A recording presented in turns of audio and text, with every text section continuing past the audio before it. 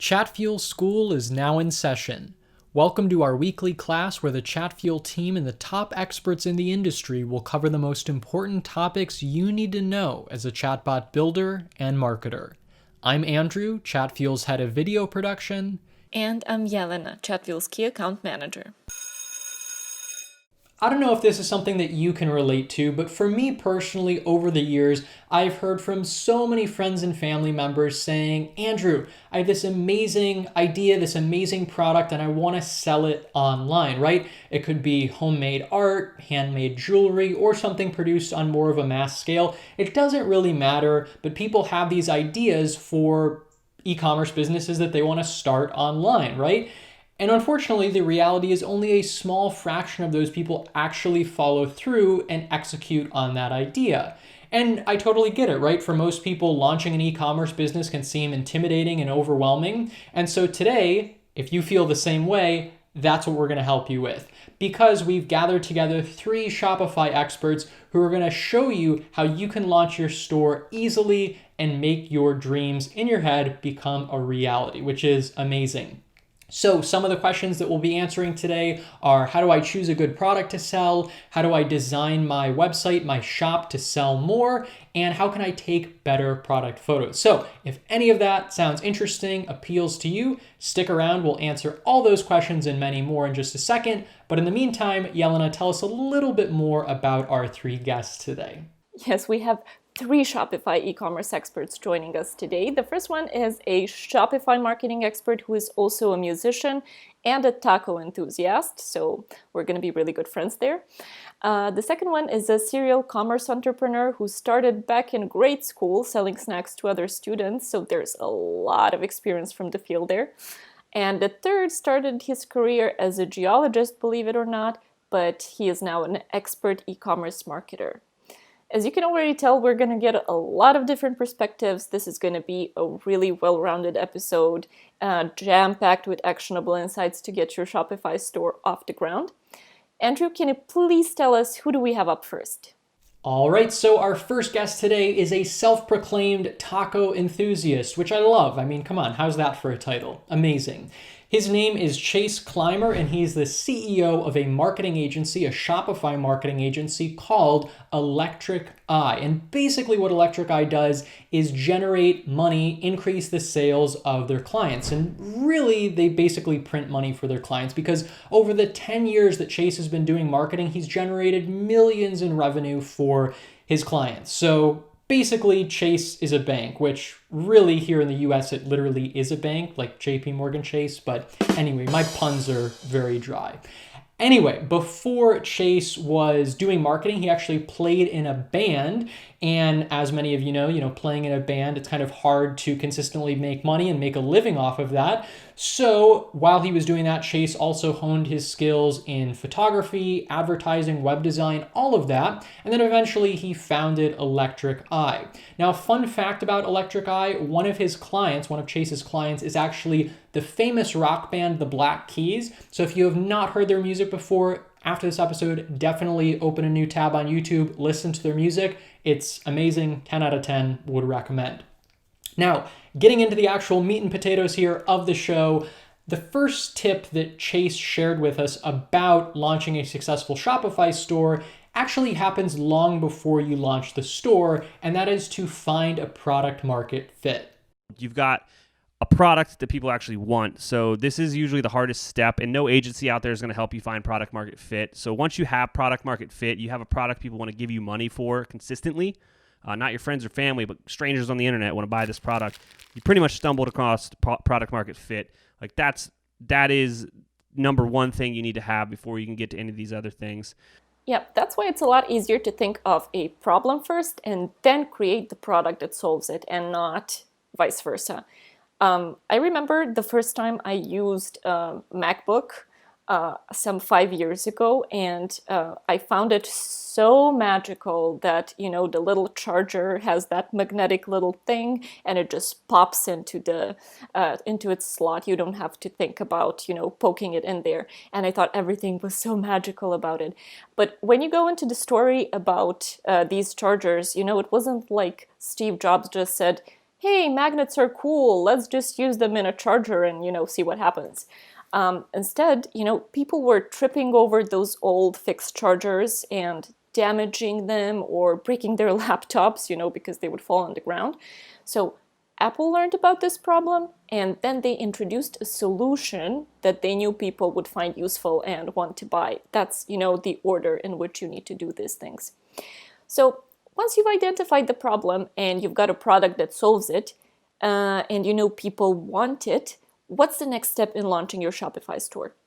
Chase's answer is to start producing content and don't stop. I find that most successful stores have a content production system built within their business. So that means that they're making video, all the time. They're doing awesome lifestyle photography. They're getting user-generated content coming in. They are just constantly producing more and more content to use for their internal efforts through, paid media, through email. You need content for all that stuff, and it gets stale, and people won't respond to it when it's stale. So I think successful brands have these content production systems built within their business. So basically, you don't want your Shopify store to end up stale and uninteresting, kind of like a smelly, old, brown, mushy banana, right? Trust me, I made that mistake back in grade school. I had this secret compartment in my book bag, and I forgot about a banana in there, so it just ended up being a mess. Again, you don't want your Shopify store being that way. So instead, you want your store to be like a fresh, yellow, ripe, healthy banana that's populated consistently with new photos, videos, and all that good content. As one example of kind of keeping your content fresh too, on Instagram, let's say you create an Instagram slideshow where you highlight the top 5 competitive advantages of your product over your competition. So that's just one example. And obviously Chase mentioned user-generated content, and that's really kind of the holy grail of having your customers do your marketing for you. So if you want to learn more about that and how to capture that user-generated content, be sure to check out our last Chatfuel School episode on social proof. The link to that will be in the description below. And finally, here is Chase's last tip for running a successful Shopify store. They don't skimp on brand. And what I mean by that is investing in beautiful design and awesome copy is so important. You can get you can approach $1 million a year as a business selling products on Shopify with a premium theme. But if you're really looking to kind of make the next step, go to the next level, you really have to invest in your user experience. And that comes down to how your website works. And 9 times out of 10, you can't get the experience as tailor-made as you need it for your brand with an off-the-shelf theme. At that point, it probably makes sense to go custom with a trusted partner to really build a store tailored to the experience that your product needs to move more of that product, to answer more questions about that product. So it's all about the details. When it comes to selling online with, all the competition that's out there, it's your attention to those small things that make a customer's experience special. So if you're making handmade things, a little handwritten note attached to the product itself will go a long way. Those are, the kinds of things that will make you stand out. And our next guest will actually tell us a bit more about that in a minute. But for now, big thanks to Chase, the CEO of Electric Eye. You can learn more about his Shopify agency at electriceye.io. So before we move on to our next guest, I've actually got another example for you from Apple, of course, about product market fit. And it's about the Apple Watch. These watches were actually created and originally marketed as a little iPhone for your wrist. But later on, they became really popular as a health and fitness device. So now that's how they're marketed out there. That is the need that they're filling in the market. And let's go to a quick clip that illustrates this new angle really nicely. We'll be back in 90 seconds with our next guest. My name is Michael Jackson. I'm from Duluth, Minnesota. And my dad's name was also Michael Jackson. And he's older than the famous one, so I like to say we got it first. I have what's called spastic quadriplegic cerebral palsy. I was born premature. My family is very important to me. I like to call my mom Supermom. She was a nurse, and she still is a nurse to this day, even though she doesn't have her license anymore, you never lose that, and she's a great mom. One day, I started to feel a little bit off. A short while later, I actually woke up from a notification on my Apple Watch that said that my heart rate was above what my limit was for a period of rest. And when I got to the ER, it was determined that I had sepsis. In times like that, it's really scary because you don't know what's going on and what's going to happen. So the Apple Watch really helped mitigate the risk that I was facing. I've always admired Apple, but I've never thought that I would have ever admired Apple for potentially saving my life, because that's what the watch did. So as you can see, that is an extremely touching story, and it's a great example of, again, product market fit. At first, Apple just kind of had this generic Apple Watch product, but now, as you can tell, it's made a much greater impact in healthcare, for example. So switching gears a little bit to our next guest, her name is Kristen Fulci, and she is a Shopify and design expert. She's, of course, the owner of Kristen Fulci Design Studio, which is based, by the way, in beautiful and sunny Miami, Florida, which I'm jealous. I would love to be in the sun right now. The next best thing that I have is this like LED light in front of me, but that'll do for now. Anyway, some more about Kristen. As Jelena mentioned, she can really be defined as a serial entrepreneur because she's been doing business forever. All the way back in grade school even, she was selling bracelets, drawings, and chocolate-covered pretzels to her classmates in brown paper bags under the desk. So, amazing story. Now, how did she get into design? Well, basically, before she started her design studio, she had her own Shopify store and she was selling gift boxes. And she needed some design help of her own when she was doing that. She needed help with packaging, web design, photography, and so forth. And so she tried working with some freelancers, but it didn't really work out. It was kind of a mess, like that mushy banana that I mentioned earlier. And so she decided to teach herself how to do design well. And she did it so well that her customers started seeing in her packaging, her photography, etc., how great she was. And they were like, hey, like, who was the person who helped you with this? And she was like, that was me. And so basically, long story short, she sold that gift box business because her design business, her kind of side hustle, was taking off so much bigger. It was becoming so much more successful. So she pursued that full time, and now here we are today. So our first question for Kristen was basically, why should Shopify store owners, why should e-commerce businesses care about design at all? So if you are driving traffic from Google searches, organic searches, SEO, or even advertisements, right? You have a cold audience. They do not know your brand at all. So if they land on your website and it dings this like untrustworthy feeling by having fonts that are all over the place, product photography that's not consistent, maybe you have one in a moody kind of style and then one that's bright and airy, or if you have like gray colors when you are an organic brand, all those things just send a wrong message, right? They say, oh, I don't know if I can trust this site. I don't know if I'm in the right place.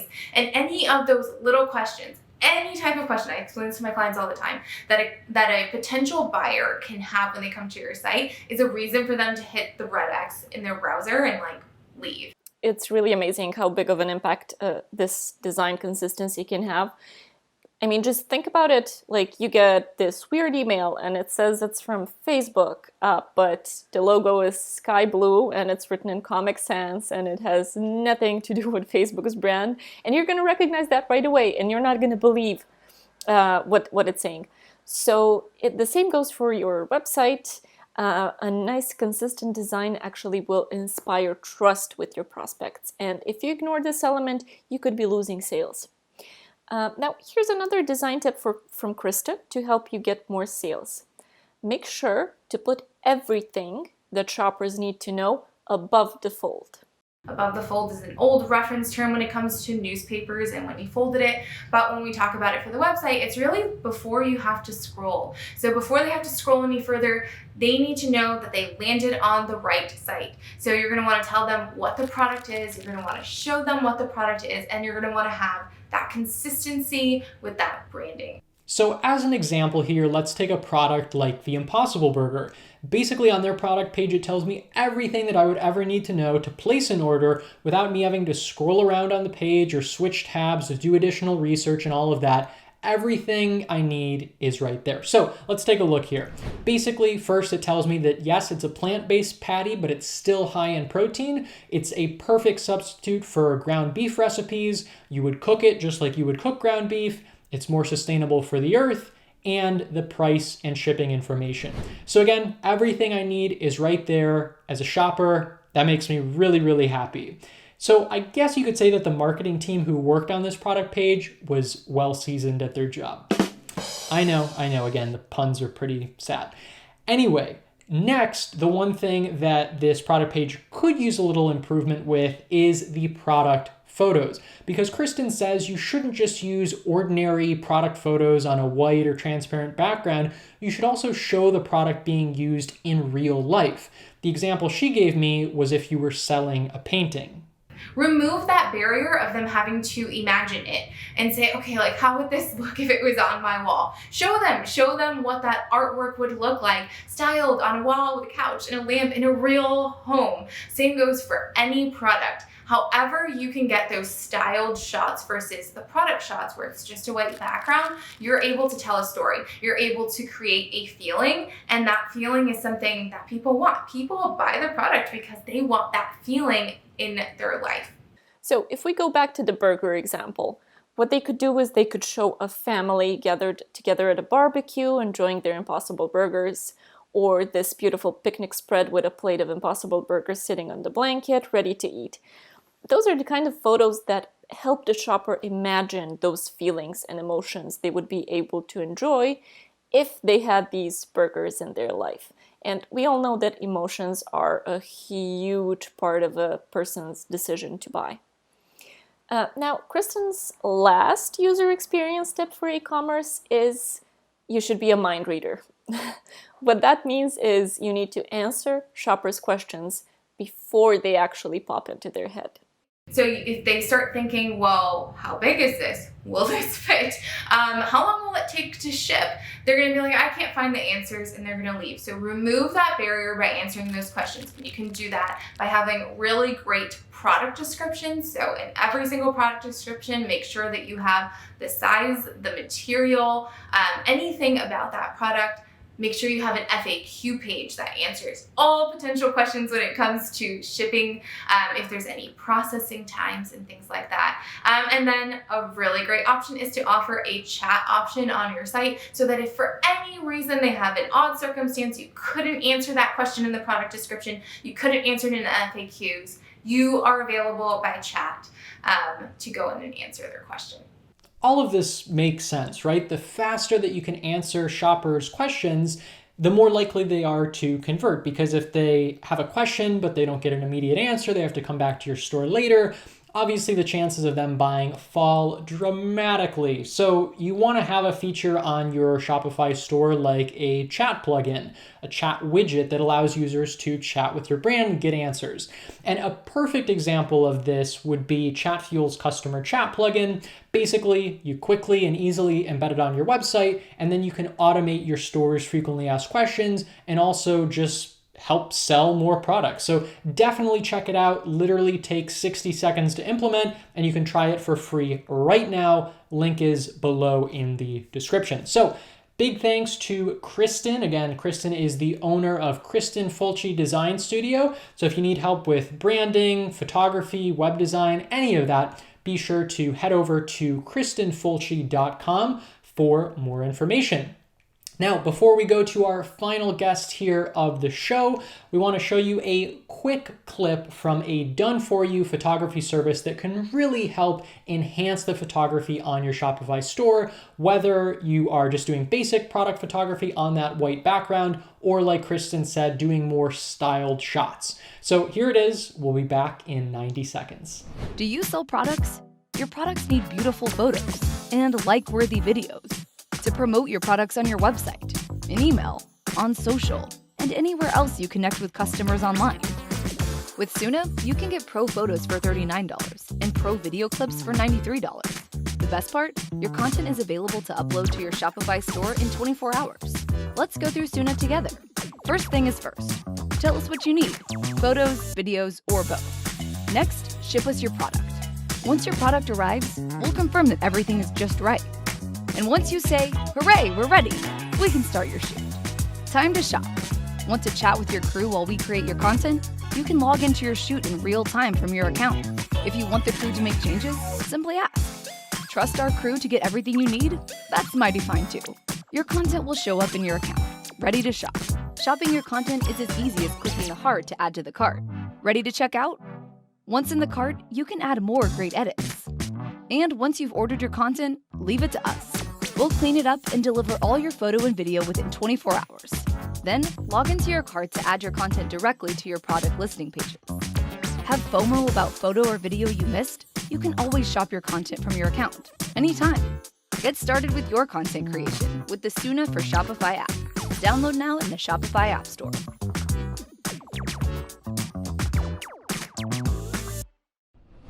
I really love the idea of this app because it's such a great example of how many super helpful tools there are out there to help make your Shopify store a success. Now, let us move on to our final guest, Daniel Buday.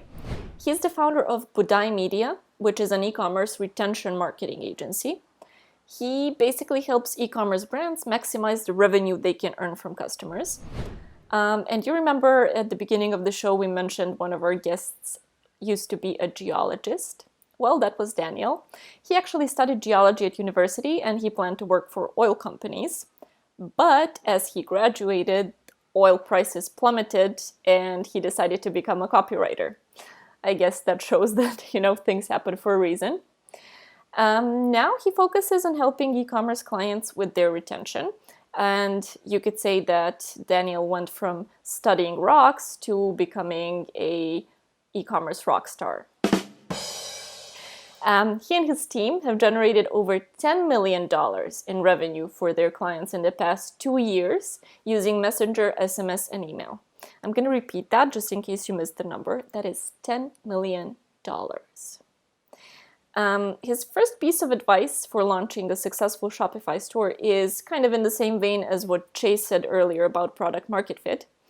Daniel's advice is simply don't sell junk. I know there are many people who just want to make money quickly and make a solid living or buy a car or buy a house for their mom and things like that. I know. But still, I think you should think long term, at least for a few years ahead. And you should never, ever sell something that you would not recommend to your friends and to your family members. Okay, so Daniel's tip here really ties into the broader theme of today's episode, which is to start with a product that is genuinely useful, that people want, that's high quality, right? Don't try to peddle garbage. Like Daniel said, yeah, maybe short term it'll work out, you'll make some money, but long term, not a great idea. Basically, the product is the foundation of your e-commerce business. So if you start with garbage, your business is basically a house of cards that can come tumbling down at any given moment. So probably not a great idea. Now, next, like Daniel said, once you have a good product in place, a well-designed website, some great photos, and you're driving traffic to your shop, what do you do next? His piece of advice is to then start implementing email, SMS, and messenger automations. If you already have an email list over a few hundred people, you should start sending email campaigns. And now let's get advanced. You should set up SMS automations and messenger automations as well. And finally, you should combine them. You should create a calendar for all of these channels, and therefore you will have a super solid omni-channel approach, and people will get your promotions and your content, your messages from 3 different channels, and they will be reminded by you all the time, and they will come back to your store and they will buy again. I mean, honestly, it's 2020. If you're not automating your marketing, you're just leaving all that money on the table for your competitors to, just collect. There is one super easy way to get started with automation, and that is the Chatfuel feature called Cart Reminders. What it basically does is when a shopper doesn't complete the purchase on your website, your chatbot can automatically remind them using Facebook Messenger. It literally takes 3 clicks to set up. There's no coding, no high-tech knowledge required, and the open and click-through rates, of course, from these reminders are way higher than when they're sent through email. And I will also say here that some of our customers have recovered 7 times more revenue using the cart reminders functionality. If you want to try it, you can do it at chatfuel.com. We'll link to more information about it in the description. Now I need to stop myself talking about our features because I could just keep doing it until tomorrow. And let's move on to our last question for Daniel. We wanted to know a bit more about what he feels where the future of e-commerce is going. We wanted to know what is that one top trend that he's excited about in the industry. Here is his answer, along with a Shopify app that can help you ride the wave. It will be a big thing in the next few years that many e-commerce businesses will become subscription-based businesses, especially with consumable products like razors, even clothes, or even different drinks and food. So I think it will be a huge thing, and you should really catch the wave. You should really catch this trend and do it before your competitors. So check out Recharge, because this is the best application by a mile for Shopify store owners. Yeah, a great example of that is Harry's, the shaving company. They're already doing this. So when you go and order from them, you can sign up for a recurring subscription based on how often you shave. So you can see how this model could work for all kinds of things, snacks to cosmetics, to dog food, to clothes. Anyway, props to Daniel for sharing all his e-commerce tips and insights with us today. You can learn more about his e-commerce retention services at thebudaymedia.com. We'll put the link in the description as well. So before we go to Andrew and the 3 key takeaways of today's episode, I don't think it would be fair to close down this episode without hearing Steve Jobs, as we've talked about Apple so much. This clip is from 2007, and it's actually directly related to what we talked about around selling a product you're proud of. We'll be back in 60 seconds. Don't go anywhere. There has been a suggestion that because of pricing and design, Apple tends to appeal to kind of a smaller elite rather than that sort of mass customer base. And so I guess once and for all, is it your goal to overtake the PC in market share? I can tell you what our goal is. Our goal is to make the best personal computers in the world and to make products we are proud to sell and would recommend to our family and friends. And we want to do that at the lowest prices we can. But I have to tell you, there's some stuff in our industry that we wouldn't be proud to ship, that we wouldn't be proud to recommend to our family and friends. And we can't do it. We just can't ship junk. All right, and with that, let's wrap up today's episode with 3 takeaways for launching a successful Shopify store.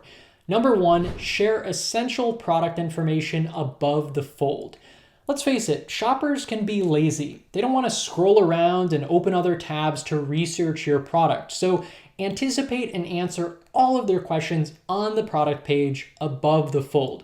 Basically, the more information that you can spoon feed them, the better. So information about pricing, reviews, benefits, frequently asked questions, photos, you get the idea.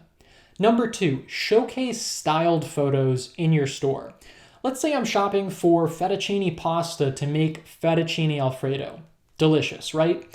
And one pasta shop has a photo of the pasta box just on a white background on the product page. Okay, that works. But another store has a similar product photo plus a shot of the fettuccine pasta being twirled around on a fork with some sauce and garnish.